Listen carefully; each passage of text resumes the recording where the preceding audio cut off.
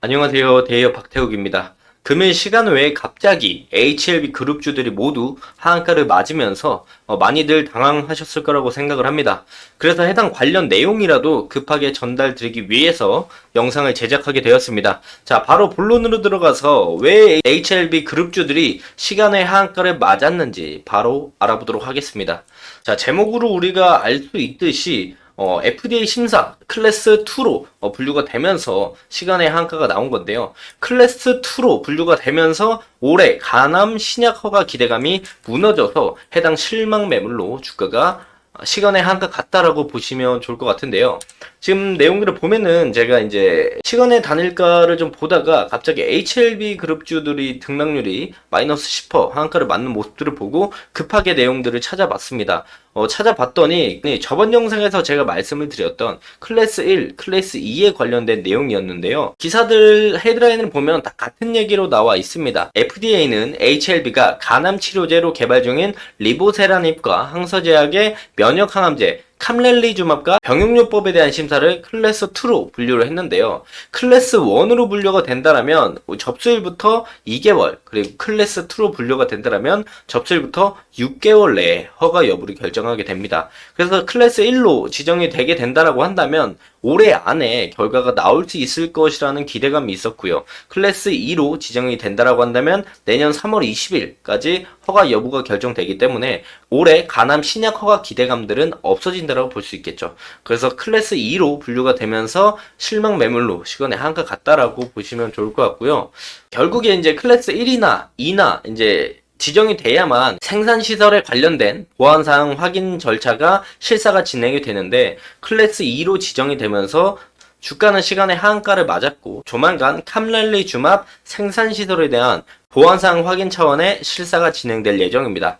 자, 원래 클래스 1의 검토는 최종 인쇄 라벨링 초안, 안전성 업데이트, 시판 이후 요구사항, 승인을 뒷받침하기 위해 사용된 마지막 한두 개의 로트에 대한 최종 테스트, 이전 신청서에 포함된 데이터에 대한 사소한 재분석 데이터 등으로 검토가 진행이 되는데, 클래스 2로 분류가 된 내용들에 대해서 우리가 생각을 해본다라고 한다면, FDA가 이제 CRL을 통해서 보안 요구 사항은 두 가지였습니다. 항서제약 캄렐리주맙의 일부 미비한 점으로 인해서 병용용법으로 사용되는 리보세라닙의 승인 보류, 그리고 이번 CMC 재실사는 기존의 FDA가 보안 요청한 사항이 실제로 개선이 되었는지 직접적으로 확인하는 절차로 진행이 될 것으로 좀 보여지고 있고, 그리고 이제 이번에 재심사 제출을 할 때 임상 데이터 추가 제출로 인해서 클래스 2로 분류되었을 확률이 좀 높다라고 봐주시면 좋을 것 같습니다.